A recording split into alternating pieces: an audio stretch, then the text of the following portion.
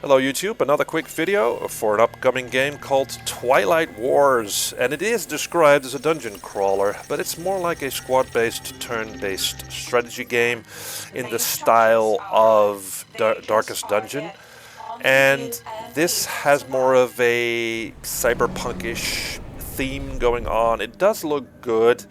It has that sort of a comic book style art that I do enjoy to look at. Now, you get this base, and from which you can recruit agents for missions. Now, you can take certain items with you on missions, and you can put agents that are wounded from the previous mission in the infirmary and that sort of stuff. But when you go on a mission, what's missing are actual levels, or rooms, so to speak. Now, rooms are represented by just simple squares that you can click on, and then you can take a certain route from square to your objective. And I think that is sort of disappointing. I mean, in Darkest Dungeon, you actually transitioned from room to room, and that was highly immersive. So you really got this idea that you were playing a dungeon crawler. Not in this game. It feels just kind of sterile, the whole thing.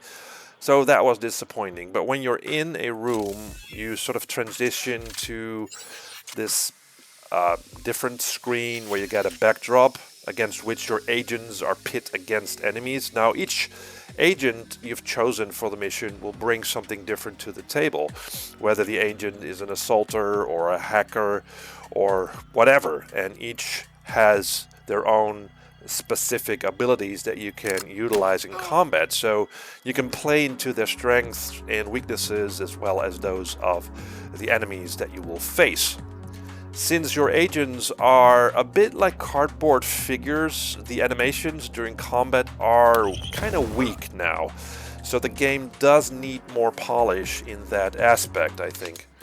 It does remind me again of Darkest Dungeon and similar games, but I'm not sure if Twilight Wars brings anything particularly new to the table, and the actual lack of levels is a problem, I think.